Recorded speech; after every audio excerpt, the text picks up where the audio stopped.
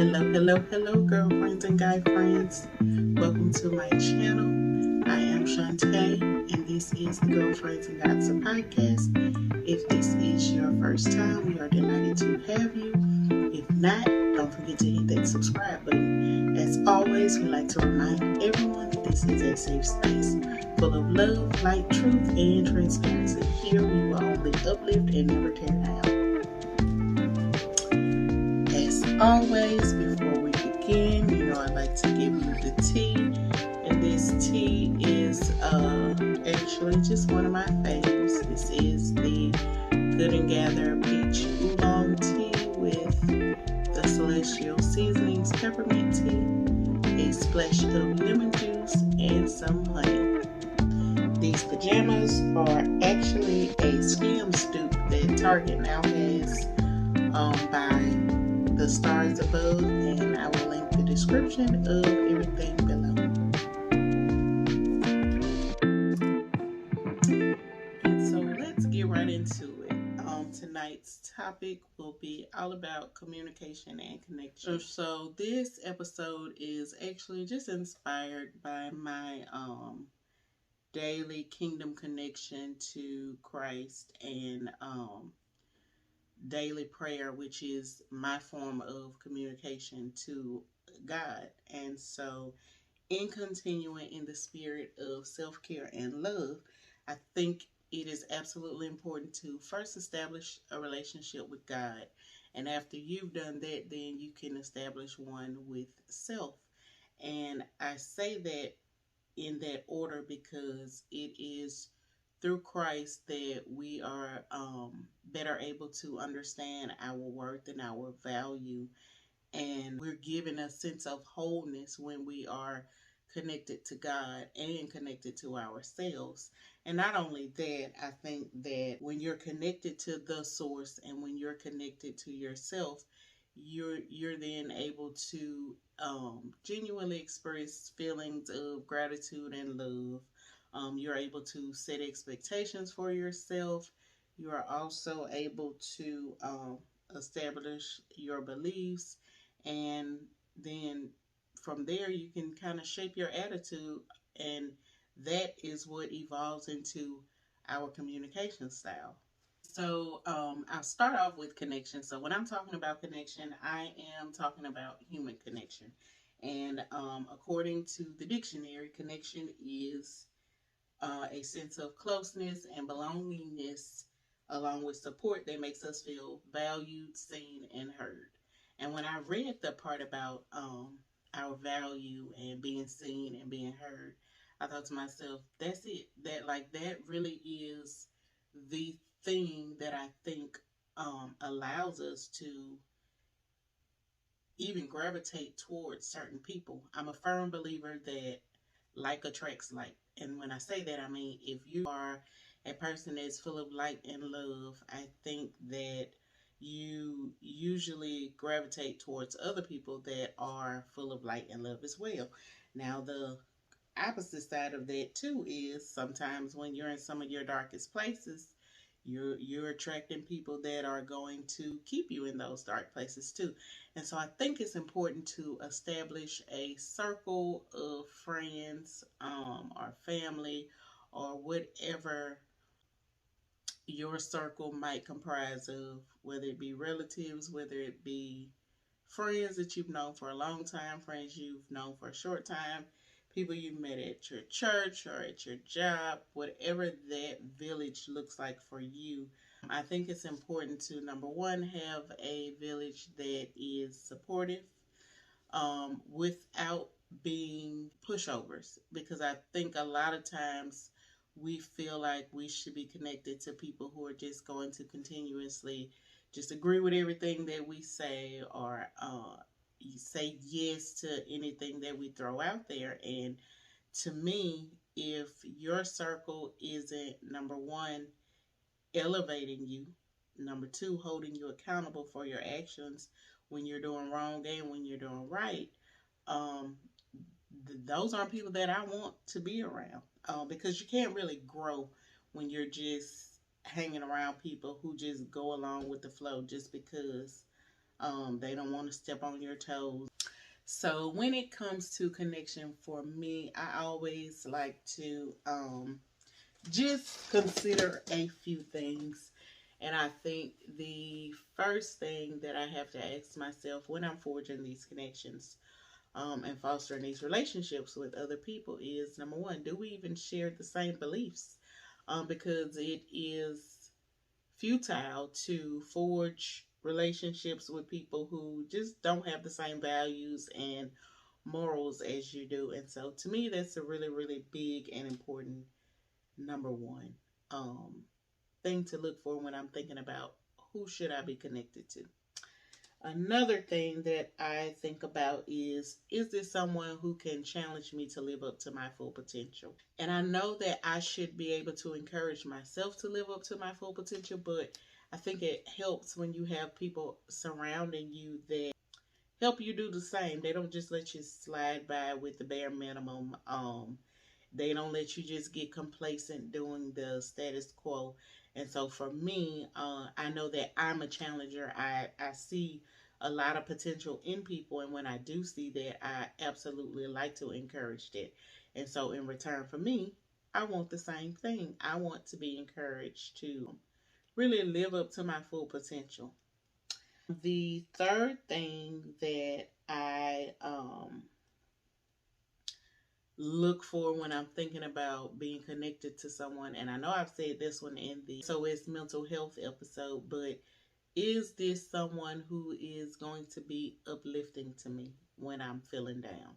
And I say that, and it's a really, really big one because when you're feeling down, you're already feeling like your back's against the wall. There is no way out. I don't want to go to someone and feel worse than I did when I came.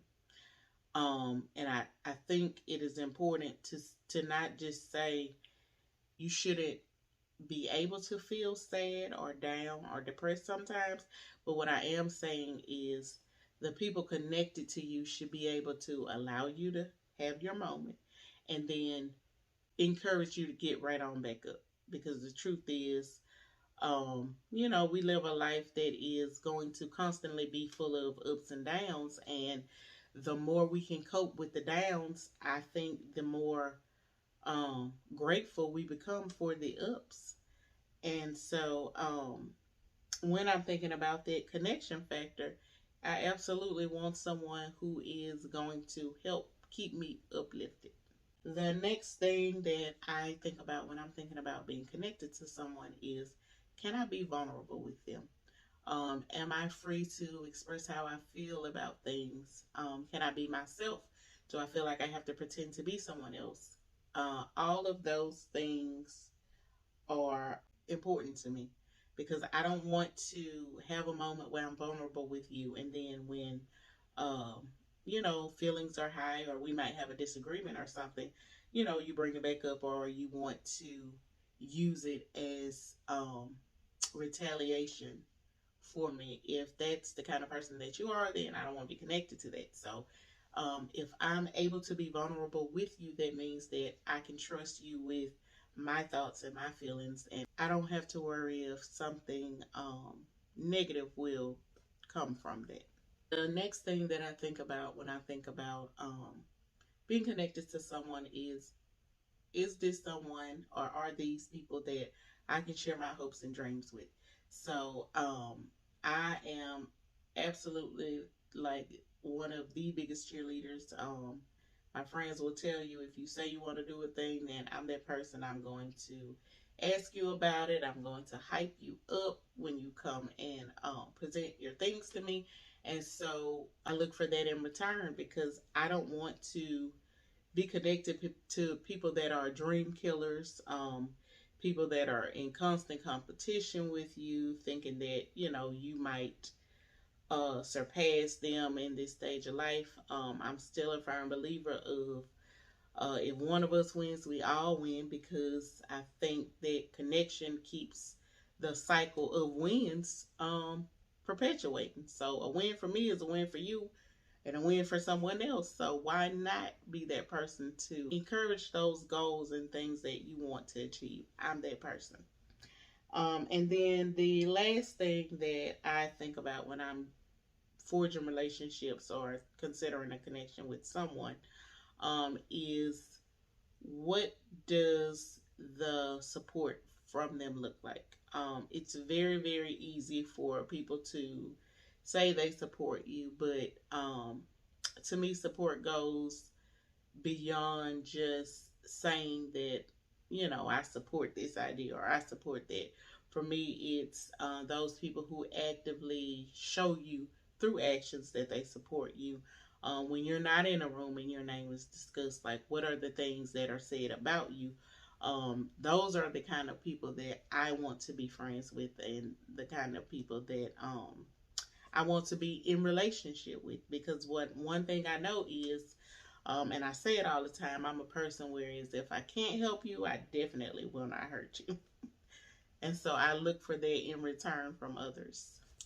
And so my list could go on and on about things that you could look for when you're forging connections, but I think it's important to establish what that looks like for you. Those were just some of my non negotiables, but I encourage you to come up with a list of your own. So the next thing is communication. And for me, communication is very, very important because the way you communicate something, even if you have the best intentions, it has the potential to either go in a positive direction or in a downward spiral. And I say that because sometimes, or a lot of times, it's not even about what you're saying, because you could have a positive message, but if the delivery is wrong, then no one wants to hear it. And so, in continuing with the fact that as human beings, we all desire to have those connections, and that connection is really based on my value, and if I feel seen or heard, communication is an important factor in your day to day life. And so, if you feel like you're struggling with communication, I have a few tips that I want to give you that will help you in this area. The very first one is to be clear about what it is you want. When you're having expectations of others, if you haven't already really established what it is that you want, or really who you are to know what it is that you want, it's going to be very, very difficult for you to relay that to someone else. So, my very first tip would be to know what it is you want so that you'll be able to clearly communicate the desired outcome that you want to achieve. And I think it helps to not only know what you want, but a lot of times it takes us um, sometimes to really process what it is that we really, really want.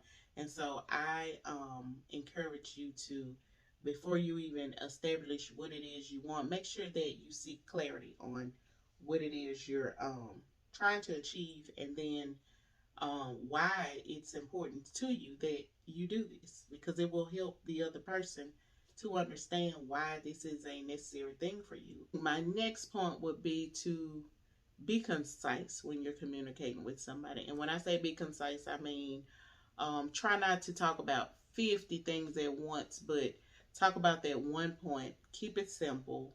Be direct, but absolutely the goal in being concise is just to focus on getting your point across.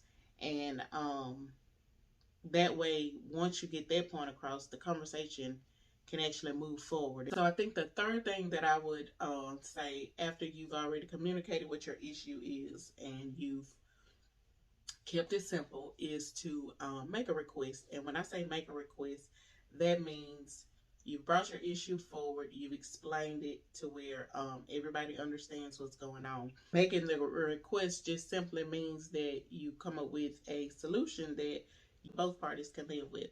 And I think this is the moment where things have the potential to kind of go left. And I say that because Oftentimes, what happens is this is the stage where people begin to feel either shut down or sometimes dismissed. And I say that because once you've made your request and it's feeling like you don't feel like there'll be a positive outcome at all, then I think this is the time where you should ask the other party, like, hey, is there something I've done? Do we have a bigger issue here? And if so, what can I do to help resolve that? And I think once you've established that, then it's easier for you to make requests because now that person isn't feeling like you're making requests of them and then they're not getting what they need in the process as well. So the third thing would be to make a request. So the next tip that I will give you is to be present. I think it goes without saying treat others the way you want to be treated, and so just going along those lines, meaning if there's something that I want to communicate to you and vice versa, then I would love to know that the person that I'm talking to is listening and really, really taking it to heart, the things that I have to say. They're putting my needs first. They're inquiring about what it is I need on a regular basis. They're really, really, really giving it their best shot when it comes to fulfilling those requests. And vice versa. You have to be that same person as well. Because it can't just be one sided. Lastly, be compassionate. And when I say be compassionate, it is just you making an attempt to understand what the other person is trying to relate to you. It doesn't always mean that you agree with what it is that they're saying, but I think that's where perspective comes in because you can't tell another person how they should feel or how they view a thing. And so if we go into it with a compassionate mindset and an open heart, it makes it a lot easier. And I think being compassionate too allows us to just kind of put our own assumptions to the side for a moment to really, really hear what it is that person is trying to say. So y'all know this is the part where it is time to pull out your notebooks and get ready to prepare yourself to do some homework. And so this will be almost a three-part ask this week. The first thing is to establish or re-establish your connection to God. That's really just going to be done through prayer and getting in His Word so that you can easily hear what it is that He has to say to you, and then you can begin to understand just what He has planned for you and your purpose and the things that He wants to do for you in your life, and you'll be able to receive it. The next thing is to get connected with yourself.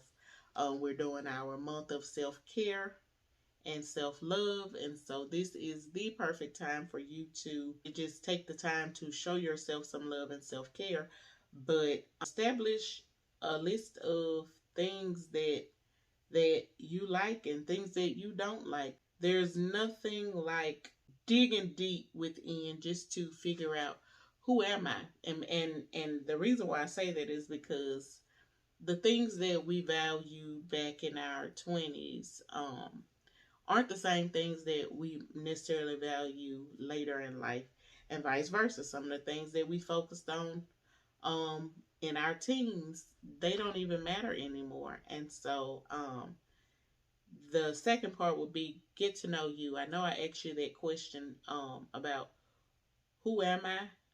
Really, really try to figure out that part. Who am I? Last thing, and this is the homework that is associated with the communication and the connection piece tonight, is to reach out to someone that you may have lost connection with for whatever reason. It's people leaving here left and right these days, and the one thing that I don't want to do is to hear about someone's passing, or even if it's my time to go and I haven't reestablished communication or reestablished the connection with people that I value enough to say, I want you to be in my life. And so that homework is for you all as well as for me.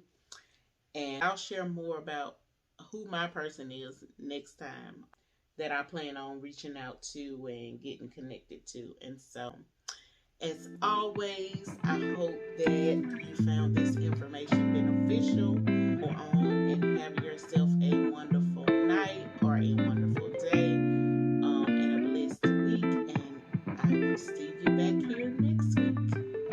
Be blessed. Don't forget to get those submissions in for the giveaway and like and subscribe for more content.